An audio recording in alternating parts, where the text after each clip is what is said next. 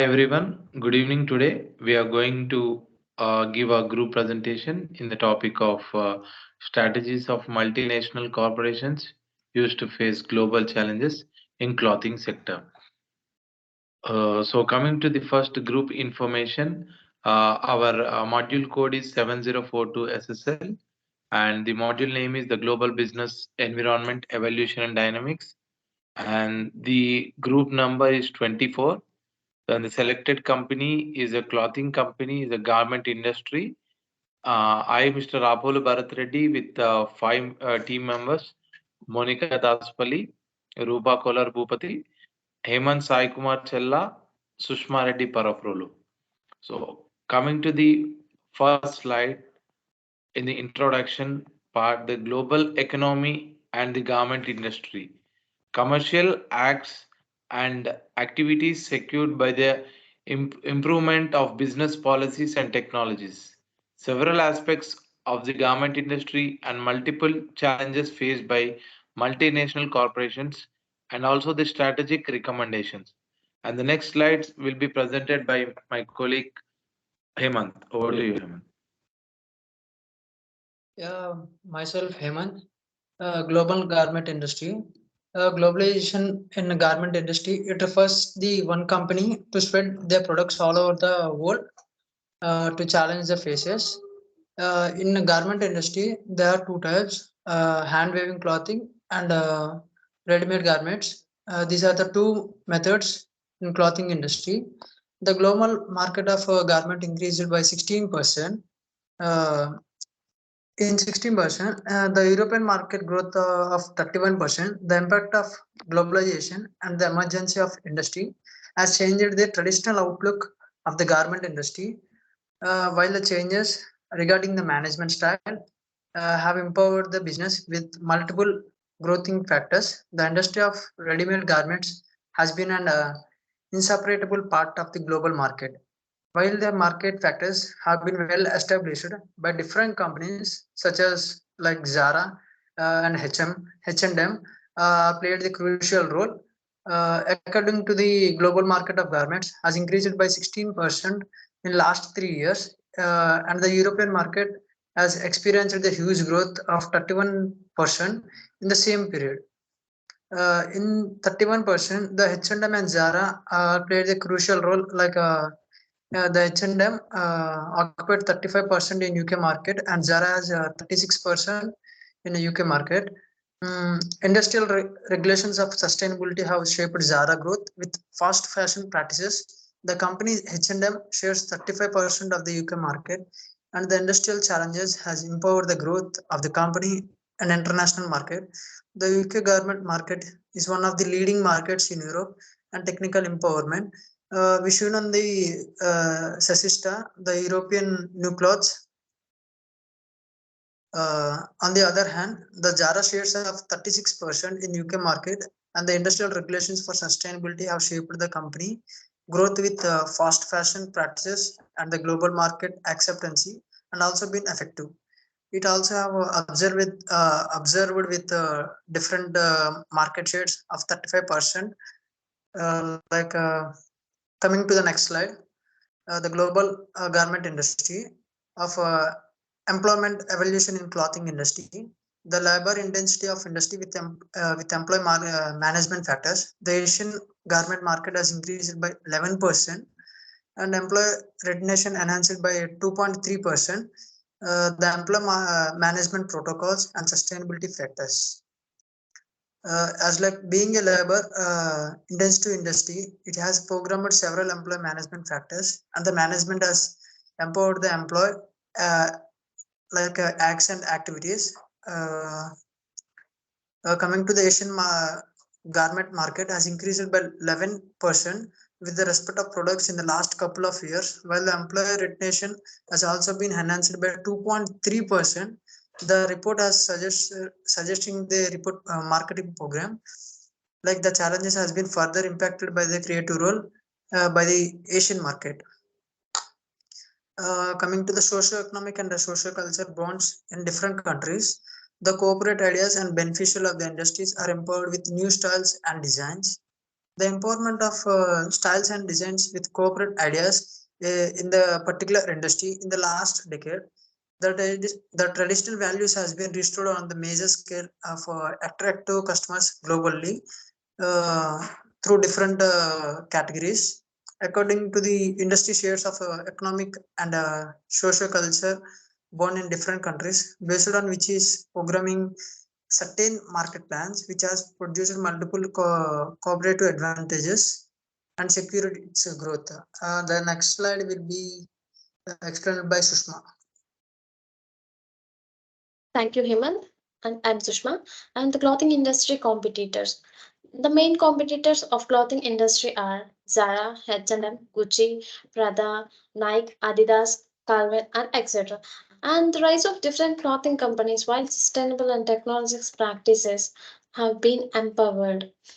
Economic policies, sustainable factors, employee management, and cultural propagation. Throughout the international market, the rise of different clothing companies have been observed while sustainable and technological practices have changed the business scenario. The UK based company Zara has empowered its market with several commercial practices such as economic policies, sustainable forces, employee management, and culture propagation. And the rise of other competitors is further observed with the creative acts and activities. And the companies are also very competitive.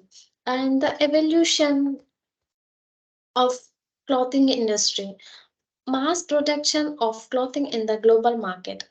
Productivity and profitability of the industry got extended with technological and sustainable factors, and the mass production empowered by the industry is roughly calculated from mid 19th century.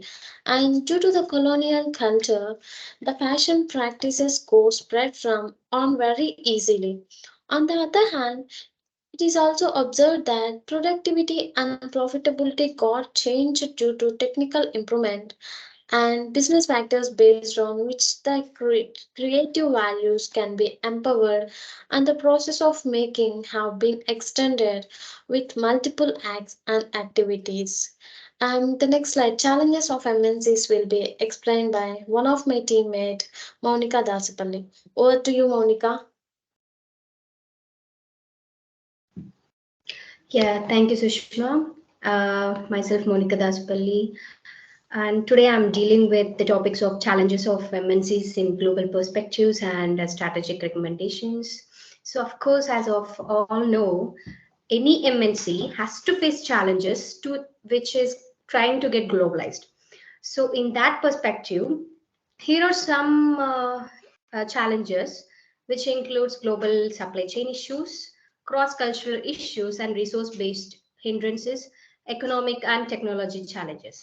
To be in detail, the global supply chain issues due to several breakdowns currently affect MNC practices, as the local bodies fail to provide steady market growth and practices. As it is important to maintain a steady market growth in any business, it has to be focused.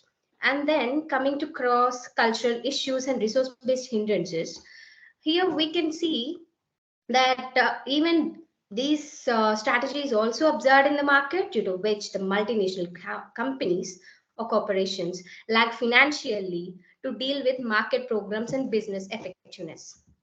So coming to the next slide. Thank you.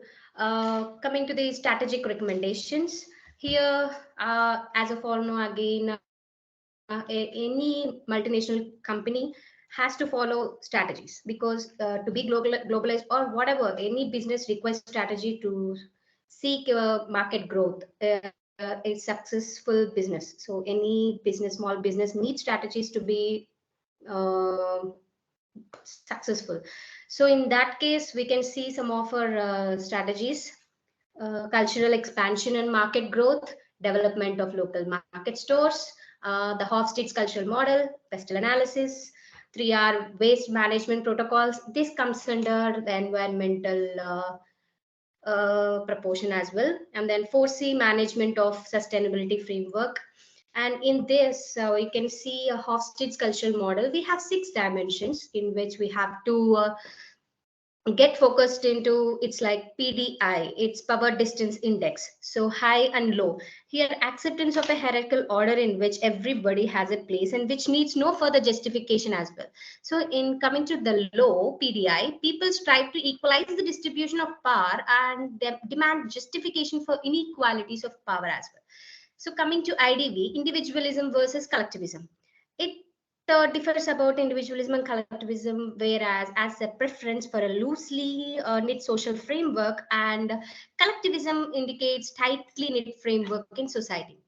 So masculinity versus femininity, that is MAS again. So here masculinity and femininity, as if you all know about it. And then UAI, uncertainty avoidance index. So it's high. When it is high, it indicates it maintains rigid codes of belief and behavior and or intolerance of unorthodox behavior and ideas as well. And then when it is low, its societies maintain a more related attitude in which practice counts more than principles. And coming to LTO, long-term orientation versus short-term normative orientation. So this particularly indicates if it is high, it indicates pragmatic approach, which is that they encourage thrift and efforts in modern education as a way to prepare for the future. So when it is showing low, then it indicates societies prefer to maintain time-honored traditions and norms while viewing societal change with a suspicion. Okay, and then IND, indulgence versus restraint. So indulgence means like societies that allows relatively free gratification of basic and natural human drives related to enjoying life and having fun. And then what are coming to restraint, it means societies that suppress the gratification here of their needs and regulates it by means of strict social norms. So and then these are the Hofstede cultural dimensions which has to be maintained. And then coming to pestle analysis, here we can see we have political, economic, social, technology, legal, environment, opportunities, and etc. So here these are the main 5 frameworks, like it is included in pestle analysis. So and then on threats of other markets as well can be observed with effective scale of learning and market practices can be observed. And for to note a point in Hofstede's cultural dimensions, it has to be it is based on which the productive scale of cultural market programs and business values can be empowered and the chain of productivity can be increased on a major scale.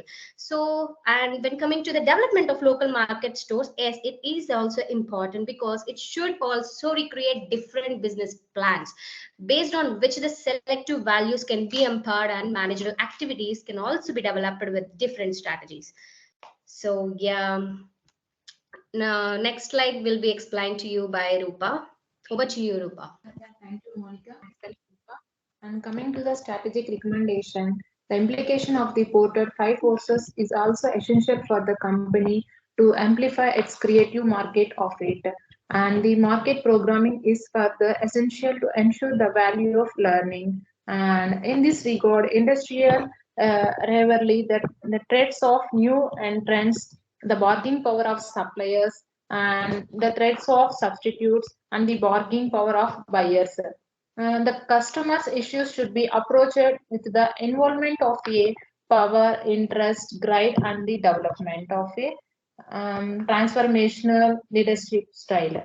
And is also essential for Zara to create employee practices and which have a deep impact on customer management protocol. The management should be created with a democratic approach so that employees can be involved in decision making and problem solving. And the communication practice and the stakeholder programs of the company should be empowered by technical acts and activities. And the market practice should be increased with the creative growth of content. And the social media and other digital forms of marketing should be enforced by the company, and cost effective leadership should be programmed effectively. And coming to the next slide, summary. The study has identified different market generating programs governed by the government industries, and the market programming has been empowered by the creative movements of internal and external factors.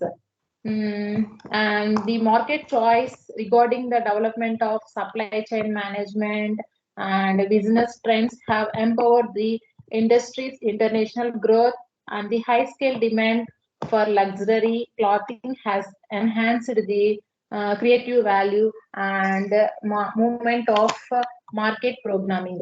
And the study has also discussed the several issues faced by Zara in the UK market. And in this regard, lack of sustainable activities and technical approaches have been identified as two key threats of the company. On the other hand, the economic inflations and issues have also affected the traditional business practice of the company. And the study has also evaluated a set of strategic practice. They must be empowered by Zara to recreate different appropriates in the UK market. The implications of different models and frameworks has been recommended. And the next slide will be explained by Bharat. Yeah, thank you, Rupa. So I would want I want to conclude the total garment industry. As the garment industry concludes the improvement of garment industry and its current status. Basically, the reputation and market value are not enough to keep multinational companies away from issues. So there are many issues, and also the main major part plays in advertising and brand promotion for every industry, and even it is a garment industry. So we have to advertise and we have to promote the brand. Then the strategy of the company reaches, and due to this, the strategy proposal should be a long-term business effectiveness in order to in order to earn the profit from for the garment industry. So by this, it can be concluded from the study that the development of the garment industry has been possible with several acts and principles, and the market movements have been creative with the effective scale of business learning and market knowledge. Despite the usual growth of the industry, multinationals has faced corporations has faced different issues with its business activities, and based on the proposed recommendations, it can migrate that the problems by enhancing productivity and profitability. So by this, they conclude that the garment industry, the full with the team members, and the follows as follows. We have been presented the reference in the two slides given below, and so we'll end up now. Thank you so much. Thank you.